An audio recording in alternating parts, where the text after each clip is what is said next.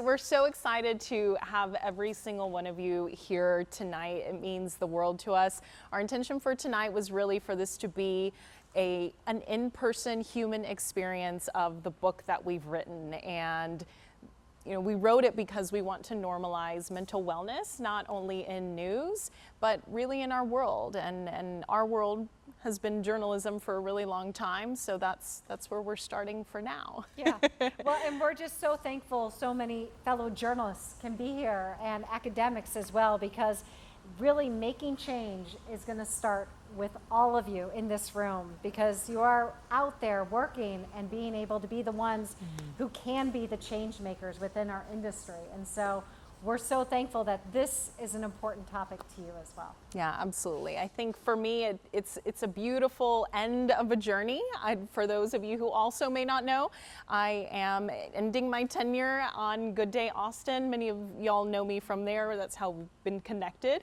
And I'm ready to focus more on one of the reasons why I wrote the book. And those three pillars for me are community, sustainability, and equity. And sustainability is what, again, tonight is all about, to make sure that we can give tools to people to live more sustainably. And as Kate just said, journalism is one of the places where that starts, because if we don't have people who are living fully sustainably, how can we expect them to be able to go out there and tell the important stories? So I was looking through today just thinking about how long this journey has been, and it was the fall of 2022 when Kate reached out. It was like, hey, let's grab some coffee. And then we met at a coffee shop on the east side, and you asked me to write a book with you. Right, yeah. No, I had been seeing so many of my students leave our wonderful business 3-5 years after getting into it. And they would always tell me, like, after I asked, why are you leaving? You're so good. And they would say, I can't deal with, like, just the mental toll this business takes on me. On one hand, I didn't blame them. And I thought, gosh, you know what? I need to start with my students, helping them get ready. And I looked for a book like this, and I couldn't find anything. Lots of guides out there, lots of stuff. Trust me, there's lots of stuff. But not like a one-stop shop book. And I'd known Leslie since she was my intern at KXAN, and we've been friends for many, many years. And being the news yogi, and we all see her on Instagram and all the wonderful content she posts, I reached out to her notes. So it's like she would be perfect. She's already in this space.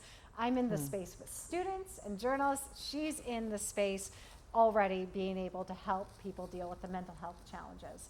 So when I asked her if she wanted to write a book, I was so thrilled. And it's just such a great journey too, like professionally for both of us through all that we've gone through together too over the years. Yeah, absolutely. Kate was one of the first people who I remember telling me, Leslie, you've got to learn how to say no.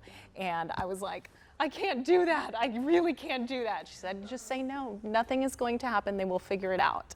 And I've taken that lesson with me, and here we are. But, as you said, it's so important to talk about these mental wellness conversations. And so tonight we're really excited to have one of the amazing experts that we interviewed in the book, Diana Ansaldúa of Contigo Wellness. So I'd like to welcome her up now.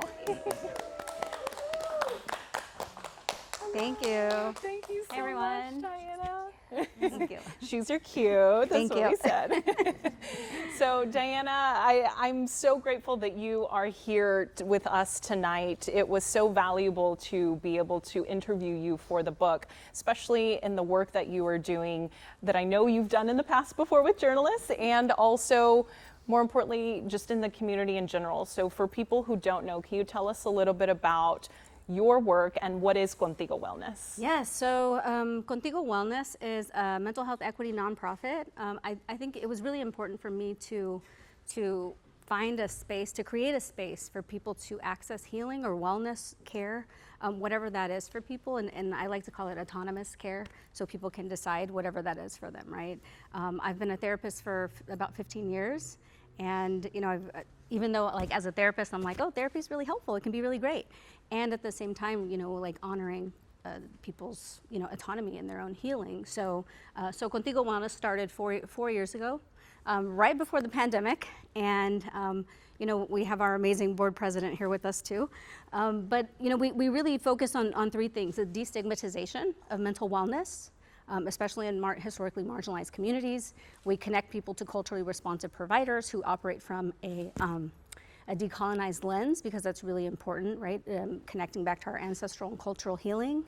And then the other thing that we do is we help break down barriers so that people can access that care. So that's a little bit about Contigo Wellness. Yeah. Go ahead. Well, I was going to say I've been talking to a bunch of the journalists in the room tonight just about their journey, and I'm hearing a lot of stress, burnout, leaving jobs to move on to the next thing. What do you find are the common themes you're hearing from journalists out there? Yeah, so I think, that two-letter word, saying no, right? That's something that we, with hustle culture, we're kind of all conditioned to not say no, right? We need to say yes, we need to do more, always more.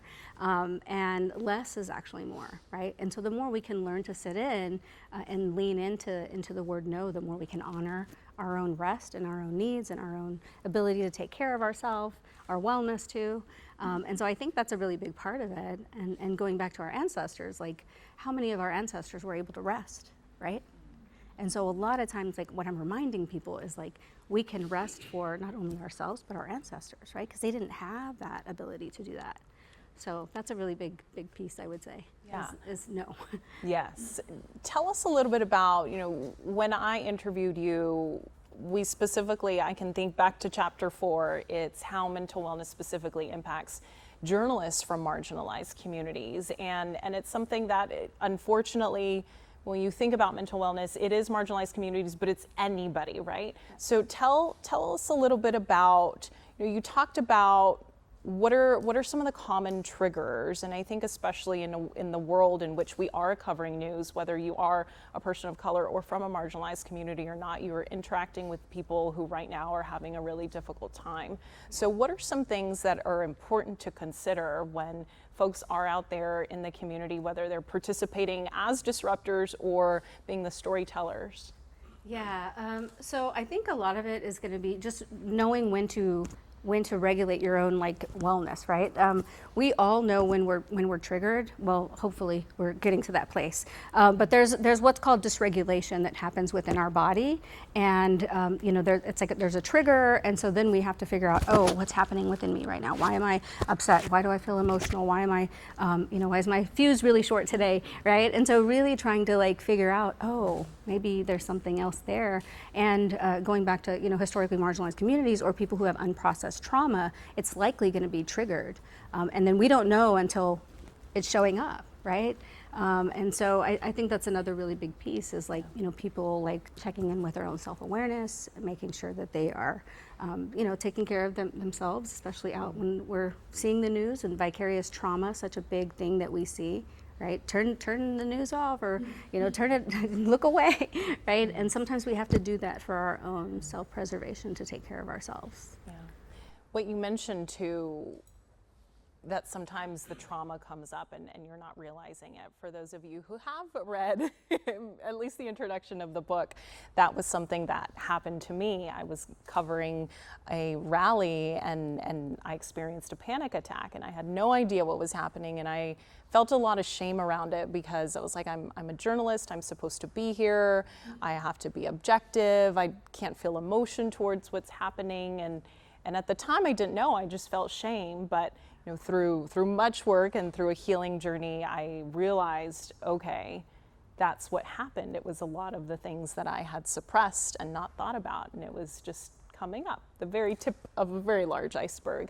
What would have been something that I could have done in the moment? At that point, I was grateful to have a photographer who said, Leslie, let's just breathe, take a moment. And I did, and it was okay. But what are some other things to consider on tools that you can use to actually check in? Yeah, so grounding, it was great that you had your photographer who was like, let's just breathe, right? Breathing is always great. Intentional breathing, right? We breathe every day, otherwise we wouldn't be alive.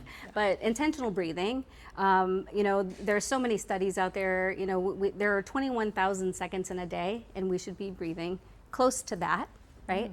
Most of us are not, because we're living in a state of overwhelm, and there's a lot happening, overstimulation, but that contributes to our anxiety. So I would say breathing, right? Intentional breathing, deep breaths, belly breathing, not chest breathing, because that's only making your anxiety worse, right? And if you're in a panic attack, it's only going to amplify that.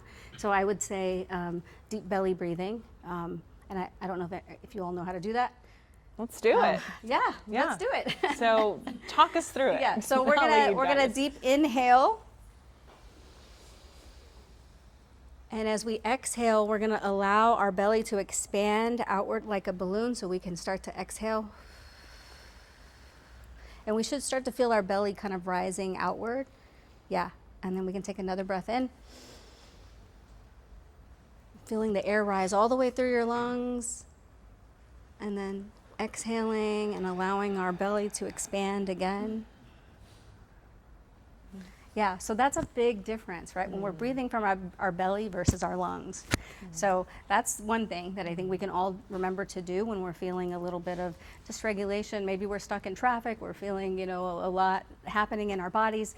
That's another really good thing. And then grounding, right? Just like Leslie, like you're a photographer, let's just be right here, let's breathe, right? So remembering to, like, we can anchor our eyes to something, like, let me find all the red in the room. Okay, there's a red shirt. Right, so anchoring our eyes to something, and really just trying to ground ourselves to the present moment can be really helpful.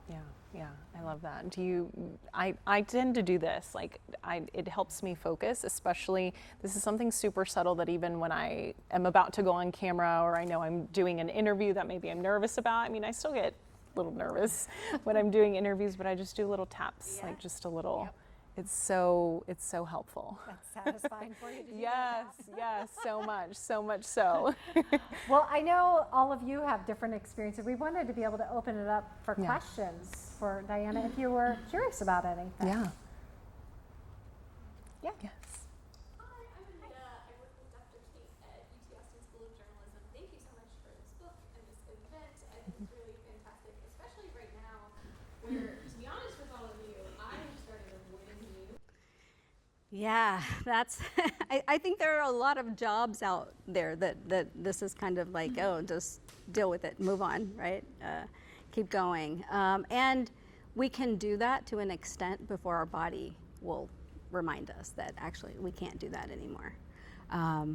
So, I mean, the best thing I would say is just to either find another career or practice a lot of the grounding strategies. Like Leslie mentioned, and the ones that I gave, I'm sure there are a ton out there, but really focusing on the tools and strategies that you can use when you're in space that you can't, like if you can't get out of that field. Can I add to that? So I'm an emotional wellness coach, and so what I teach journalists who I work with as clients is inviting little practices throughout your day. So I think the common misconception, especially for journalists, is that you've got to set aside a whole, hour for yoga, a whole hour to, do all of these things. And yes, that hour is great. Like, please do that. However, it also can be so meaningful, especially before, and we talked a little bit about this in terms of window of tolerance, but checking in right before maybe you're going to cover something that is going to be stressful, checking in right before you're going to the event. Also, for example, there are some things that journalists do know are coming up, like we're coming up on a very interesting election season that is already happening now. There's a lot of things happening in the world. So if you know that something is coming up in that next week, take Sunday to completely make time for you, ground, find community, do things that are really going to set you up for success. Maybe even if the happy hour sounds really great on Sunday, maybe don't do that, maybe reschedule it to really allow yourself to check in. And as you are going through, maybe the little 5 minutes after a really difficult interview, or the 2 minutes that you can take before to take a big belly breath, that adds up to those 60 minutes over time. And that's been something that has been really successful with some of the journalists that I work with. I can think of network producers that are having to get up, when they get the call, the big breaking news that's happening. So that's also been really helpful. Yeah, I would agree. I mean, same thing as a therapist. I mean, when we see clients back to back, we usually have to be like, oh, breathe, use that 10 minutes to, do some breathing or some jumping or some sort of somatic exercise to help you get back into your body and decompress. So, yeah. Okay, I'm Nina Jenkins. I have a consultancy practice here around DE&I, and so I help organizations and leaders bounce forward, but in a way that. Yeah, was that a question for me? Yeah. Well, yeah, you take it first. Yes. You take it Perfect. first. I love the word inclusive, right? And then we really have to kind of like dissect that too, right? What does that really mean? So when I'm thinking about people who, want a safe environment, want a space that's inclusive, and just like honoring people where they are, so many of us have been conditioned to judge things that are different, right? And so as best as we can, learn about, whatever somebody's bringing that's not the same, right? It's not, that is different. And so, I would just say honoring what people are bringing, and, checking in with the self, like, oh, well, what's coming up for me? Because sometimes we find that we want to judge things because, again, we're conditioned, right? If it's not what I know, then I don't like it, right?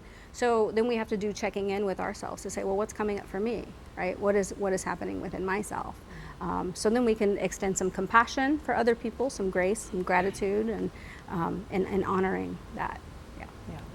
That's such a good question, because that's a hard thing in this state with DEI. I'm sure you're hearing that from a lot of your clients. And I see that with my students. They always want to know like how inclusive a place is going to be. So before they go off for a job I always tell them, like, really figure out the culture of this place. But if you're already in that space, you can create change. So what little things can you do within this that can gather momentum, not just you alone, but others, to be able to kind of bring a force for change? Like when we think about change that's happened historically, it starts small, but by getting more people on board, then you're able to make, and the problem is it's never fast. You want to see results and you get burned out by not letting it happen. But I think making sure that clients know that it takes time for these things to happen. It could be years. And unfortunately, we're in a state that doesn't necessarily support that. So that, that creates a whole nother obstacle that doesn't help. Yeah. There was a question. Yes. Thank you for having this. I'm excited to read the book. I'm here to support Leslie, but I'm excited to learn more about you. I wanted to know, I'm not a journalist, but are there any parts of a course or courses themselves that talk about mental wellness for journalists? Or is there a movement for that, since you guys are about that? If not, that would be. That's what we're trying to make. Yeah. That's our movement. We're starting a movement. I'm so glad you're on. So when I was looking for kind of mentorship, because I teach at the University of Texas, I was trying to find other classes out there. And Mizzou is the only other university that I could find that has a trauma reporting class. However, they focus primarily on war and foreign correspondence. And that's what all the literature dealt with, was war and foreign correspondence. And the fact of the matter is, the majority of all of us, when we graduate college, we don't go off to cover a war zone. We go to cover the fatal car accident, the fire. We're covering in people's worst days and trying to deal with it. So around this book, I created what we think, from what our research shows, the first class of its kind that we called it Journalism and Mental Health. Hopefully we come up with a better name, but essentially is training journalists to be prepared. Like, here are all the things that you could counter and feel, and here are ways to be able to deal with it. And so we actively throughout the semester do journaling exercises. I have them interview reporters who not just reporters, I should say photographers, producers, assignment editors, Managers. managers, you name it, right? It's not just people who are out in the field. The editors who are looking at the video and cutting that. Everybody together deals with it. And so really looking at the whole picture of how everybody is impacted, and then looking at ways we can make change, small change, right? Little change leads to bigger change. And the more we talk about it, and the more we bring it up, and we let our managers and bosses know that this is important, that this change, if you want me to stay here, if you want me to stay in this business and you think this is important, then we've got to make some changes. And so I'm trying to empower these students so when they get into the workplace, one, they don't quit after 2 or 3 years. They are able to recognize these feelings when they happen and go, oh, I knew this was going to happen, and here's what I'm going to be able to do about it. And when others who don't have that training tell them they're dealing with this, let's get together and let's make a difference in this newsroom. And little by little, I'm hopeful that we can see some change. Yeah. And my fabulous news director from KXAN is over there, Haley. She's a big supporter of all this, and we're so thankful for that. Yeah. Yeah, but I'm glad you asked that, because that was, in writing the book, it was important for us to create that framework. So, even from the beginning, we start off with, what is mental wellness? What is trauma? What is burnout? What is moral injury, and also the different layers of trauma, which is something that we talked to Diana about, like what is even CPTSD? I had no idea what that was, and that was something that I had. What is the difference between CPTSD and just regular PTSD, and what is vicarious trauma? And to your point, we live in a world right now where the lines between who's a journalist and who is not are getting really blurred, and that's not necessarily a bad thing. There's pros and cons. There's pros and cons to it, because I think by the lines getting blurred, I think it's opening up spaces to a different type of person to be able to be a journalist. But also within that, that's why these conversations are important, because there still has to be some sort of training in that. And I actually have friends who've read the book and they found similarities to their industries or their partners' industries and been like, wow, wait, we have a lot in common. And so that's something that is so important as we wrote the book, to make sure that we're giving a framework for what is mental wellness, what are coping tools, what can you do, and then also a call to action for newsrooms. Yeah. So, yeah, my students were most surprised that stress and burnout were two different things, because they would just use it in one complete sentence. I'm just so stressed and burned out. And then when they were like, oh, there's a difference. There's a difference. Yeah. I'm seeing how I got to this point. And just that little bit of framework made a big difference and kind of changed them, because they were being more mindful. They were checking in with themselves, and they were able to not get to that point because they were recognizing the triggers and recognizing what happens. And I think just that alone, like just walking away with that, that was really beautiful. Yeah. Is there another question? Yeah, Yes. I have a question sort of on the same topic, right? Is I think wellness overall is a fantastic thing, right? Obviously, I do work with Contigo Wellness, but I also think about, Leslie, like for you, how you dealt with the experience of reporting on trauma that was happening to Black and brown bodies, right? And to people who look like them, right? And so it's like, We do cover these things in the book. Yes. All of it. Yeah. Chapter 4 was my baby, and it talks exactly about that. And I have many lived experiences of exactly what you're saying, but it's not only me. It's, I spoke with an amazing woman, Cassandra Jaramillo, about what life was like for her when she had to go cover El Paso, and herself being an immigrant to this country. I spoke with Ghazala Ershad, who is at the Marshall Project. The Marshall Project, for folks who don't know, covers injustices in jail populations, and what it was like for her to be covering, the Arab Spring and her background and her being seen as like the token one. Oh, she looks brown and she has an Arab sounding name, so let's just go and ask her for advice.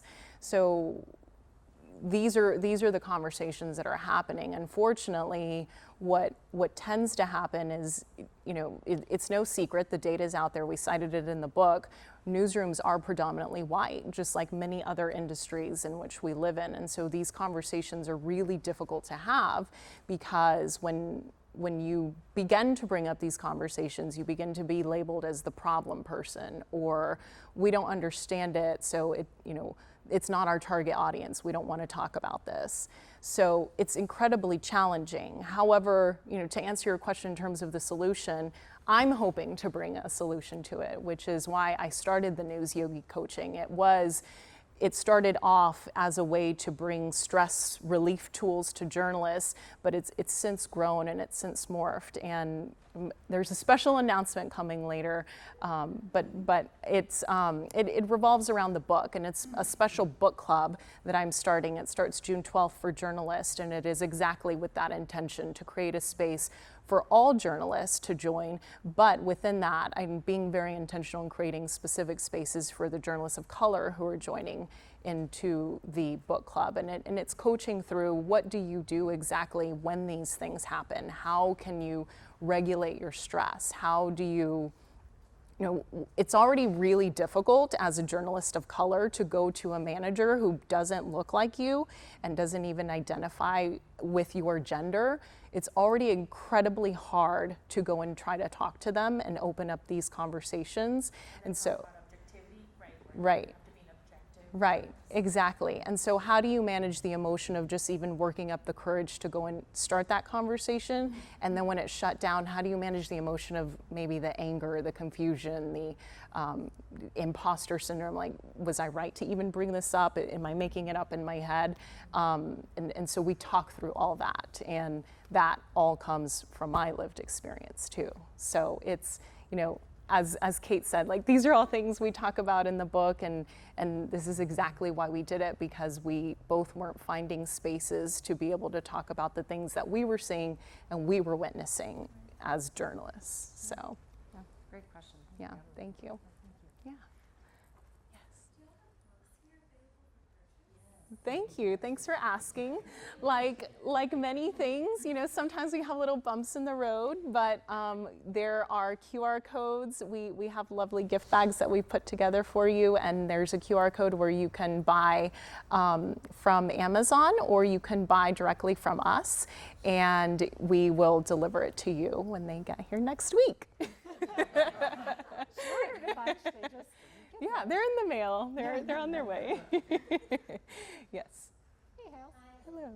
Hi. Not a question. This is a statement that I love that you made it so easily digestible. Journalists, by and large, do a lot of reading and research and stuff in the middle of their day, and it's hard to ask them to stop and read something else about work outside of their, work. And I cranked through this probably inside of 2 weeks on like lunch breaks and stuff, and it was awesome. And it's all really user friendly. I have been sharing a little bit with our newsroom over the last couple of weeks, and there are pieces for a manager to be able to say, well, think about this week, and if you don't want to read the book, I'll give you something else. I think it's really user friendly in that way. So you guys did a good job of organizing the topics and really covering all the bases. Thanks. Thank Haley. you. Well, Appreciate that. and we just want to acknowledge you, because we had a PR team that invited many journalists and many managers, and so thank you for being maybe Yes. the only manager in the Right. city of Austin Our only news who made director. Thank who made the you. effort to come. Yes. Oh, we've got 2 questions. Yes. Okay, actually, there's also a statement. I am not in the journalism industry at all, but I am with the translations industry. And a lot of the things that I read your book, and a lot of the things over there are similar to what we go through. Nobody cares about translators, but we interpret everything that you go through, every single news, everything, and no one in my industry How do you feel? And then they use demand. Okay, now you interpret it's a suicidal crisis. There's a child abduction. There's everything, and nobody thinks about us. So thank you for bringing this, and I bring some pieces to my team. And unfortunately, my team is only 8 people, but those 8 people feel like they have a safe place and safe space. So we can start from a little bit at a time. Hopefully, somehow, someday, somebody brings these to interpreters, translators, not only from Spanish but other languages, because we really go through a lot of traumatic situations. We don't have a safe space to go. So your school is the first thing that I kind of planted in Iowa for a school district. So thank you. Yeah, thank you. Yay. Thank you. Yes. Helena? If you can have it all your way, every success you wanted to have by creating this book, what would it be? Oh my gosh. I think for me, what I would love to see this book do for newsroom, I mean, I think every newsroom should have an on-staff therapist. I think I think every newsroom should also have an on-staff emotional wellness coach, because we are different. I always like to describe it as, like, think of the doctor who says, you know, oh no, you need to lose some weight and you need to do this for your health, and then they send you on your way. And then I'm the person who's like the personal trainer that's like, okay, let's get you moving, let's get you walking, and let's look at, you know, how are you incorporating wellness things. So those would be the first 2 things. And then I would also say, you know, a big factor in all of this is, you know, more money, not only to be able to sustainably live, but I think more money for managers to be able to have the resources that they need to be able to help their journalists. You know, little by little, the industry it's shrinking, and the money is moving in different areas. So I think those would be the 3 things, like an on-staff therapist, coaches for everybody, and also just more money to be able to sustain what we're doing. So. Yeah, for me, I mean, journalism is it's a fun job. Like, I wouldn't have stayed in it 20 years if I didn't love it, and I loved it. But I want to see more of my students staying in it and loving it, and not just staying in it to stay in it, but like really just being passionate about it, because we are in a time where we need really amazing, solid journalists more than ever. And you're still figuring things out 3-5 years in. I mean, you haven't really made your contacts. You're still trying to get it all figured out. So we need people who are in it 10, 15, 20 years plus to be able to be really good. Well, we appreciate everyone. We also want to be mindful of Diana's time. She's a busy woman, but we appreciate you so much. Thank you so much for being here, Diana. Yeah. Thank you. Thank you so much.